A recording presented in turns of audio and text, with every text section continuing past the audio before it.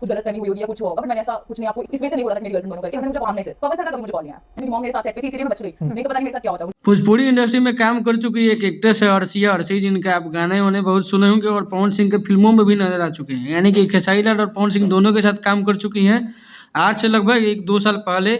और इनका एक पॉडकास्ट आया है, उसके बारे में बात कर लेते हैं। पहले बात करते हैं कौन कौन सा गाना था। तो एक बहुत ही हिट गाना था नथुनिया, जो 400 मिलियन प्लस गाना है, अभी बहुत ज़्यादा व्यूज इस पे हुआ होगा। और दूसरा बंधु 3 दिन 2.0 करके गाना था।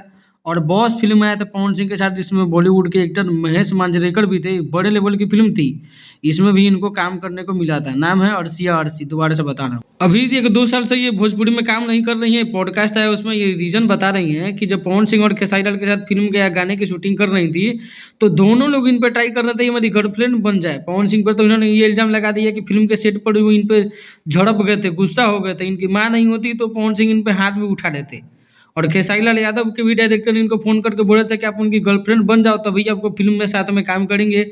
और बाद में इन्होंने ये बताया कि खेसारी लाल का तो फ़िल्म फ़ोन आया था मुझे, जिसमें उन्होंने माफ़ी मांगी, लेकिन पवन सर का मुझे कोई कॉल नहीं है। पवन सिंह गुस्सैल आदमी है, थोड़ा जो मनमाना तरीके से काम करते हैं, और भी बहुत सारा बात उन्होंने बोला। तो मैं एक चीज़ बता दूँ कि आजकल भोजपुरी में जिसको भी काम नहीं मिल रहा है, चाहे जिसका काम रुक गया हो, पवन सिंह और खेसारी लाल को ईज़ी टारगेट करके अपने काम को निकलवाता है, थोड़ा लाइमलाइट ले लेता है। अपनी राय ज़रूर दीजिएगा। मिलते हैं नेक्स्ट अपडेट के साथ अगले वीडियो में, तब तक के लिए बाय।